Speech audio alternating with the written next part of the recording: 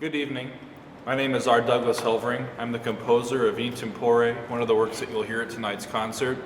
I can't tell you how thrilled I am to be with you and to be able to experience the magic of the Antioch Chamber Ensemble. I've been looking forward to this opportunity and this concert for a very long time, and I do truly hope that you'll enjoy the experience as much as I will.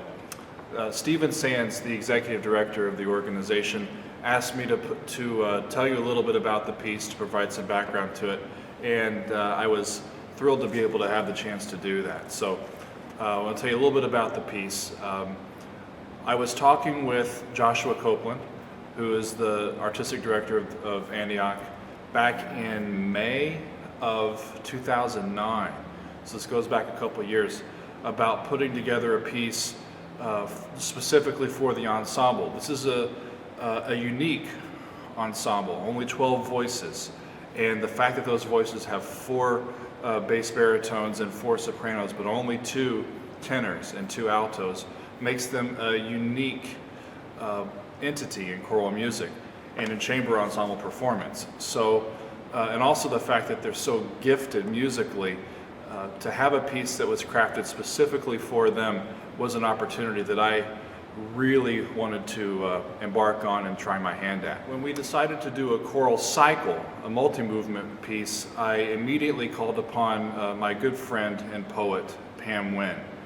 Pam is living in Kansas City. She's a living poet, and we've collaborated on a few other projects other than this one, but this one being the largest project that we've worked with. I remember seeing a poem by Pam that had the line, "When winter cradles spring," at the end of it.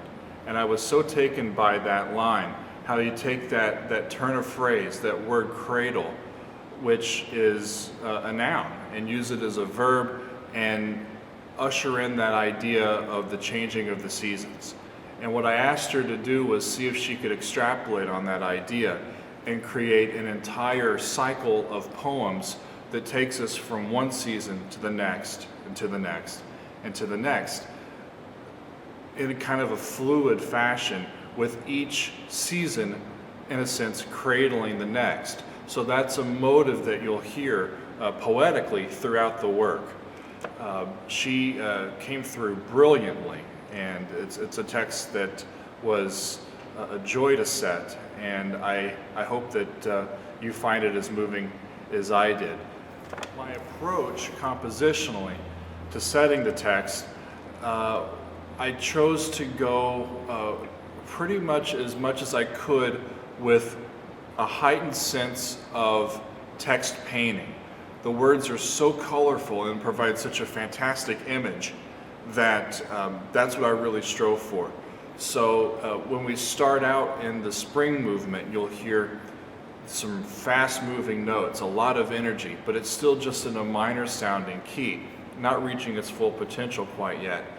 There's also a really neat moment that I like in the spring movement where the words mating rites take up the song, and the tenors and altos blend together and they keep moving together kind of in a playful fashion. And you'll hear that sonically as well as visually. I've seen Antioch perform several times and know the way that they space the ensemble. So I wanted to use their spacing on stage visually as much as musically in the sounds that you'll hear. So that's a neat thing to take a look at. Also, the ending of that movement ends up finally reaching that major sound, more of an expansive sound out of the minor tonality into the major tonality. Summer was actually the very first movement that I wrote in writing the entire cycle.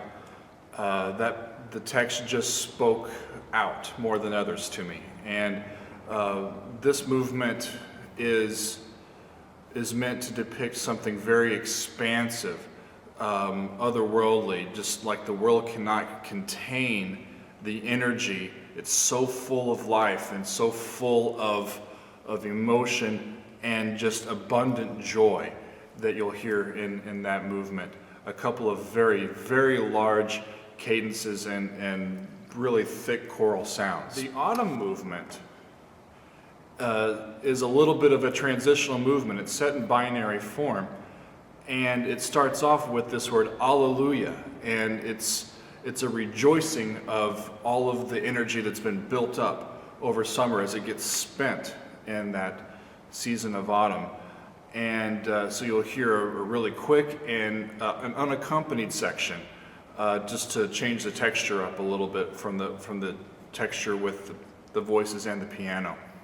And then towards the end of that movement, you'll hear this turn towards a gradual sort of trudge down into that winter movement, the dying away, the fall of the year.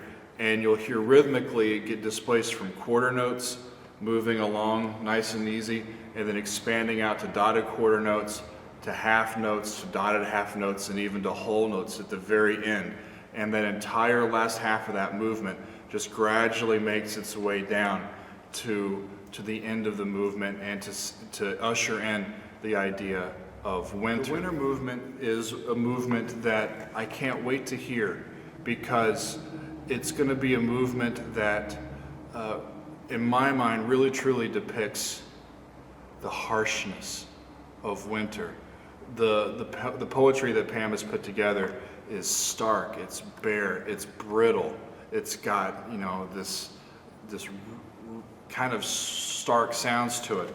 And I've taken the idea motivically in this movement of playing against the idea of what would be death or non-life in nature as the idea of a minor second, this minor second interval that's played at the very beginning. C, the B below it, and the C sharp above it. It's these together. And when that comes back at the end, that little bit of growth out to a major second, away from that same C, down to B flat instead of B natural, and up to D. So this growth from here to here starts that outward expansion back for the return of spring. Another thing that you might find interesting about this piece, I use the idea of symmetry in this piece to the nth degree. I use symmetry a lot in my writing, and it's a technique that I really enjoy working with. This entire movement is intervallically inversional around middle C. So then that thing that I played before with the minor seconds, you hear C and a minor second in both directions at the same time. You also hear later in the movement C and major seconds in each direction at the same time. It even goes out to ideas like this. You have C, major seconds, and perfect force in both directions. And it keeps flowing out and back and out and back. And in this movement, Joshua was wanting at least one spot or a few spots where every single singer in the ensemble had their own part to sing. So this piece is written for 12-part choir, not something that's widely available, and it's a little bit tricky to write for, but it was a lot of fun.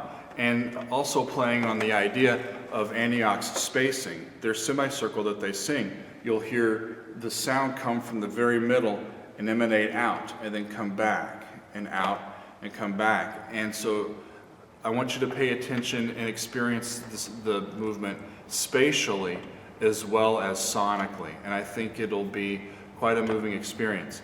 By the end of the entire movement, the choir is singing 12 different pitches, each part doing their own thing at a big E flat 13th chord for those of you scoring at home. And then winter picks up. At the very end of it, we've got this explosion of life because it's not static.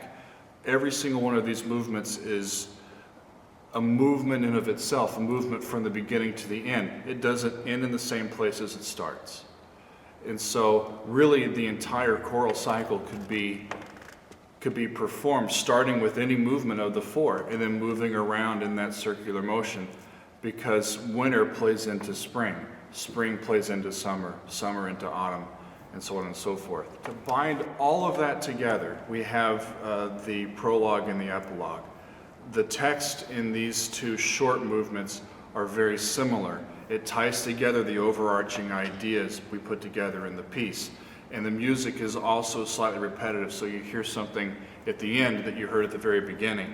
And then we end with this really ecstatic affirmation of our environment and of our responsibility to live in accordance with our environment. It's something I feel greatly about, and that's my point of view in the piece. I'd like to thank Pam Wynn for her magnificent poetry. And I'd also like to thank the Antioch Chamber Ensemble, Josh Copeland and Stephen Sands, and all of the musicians for making this night possible. I can't wait to hear it, and I can't wait to have the experience of sharing it with you. So, thanks very much. I hope you enjoy In Tempore.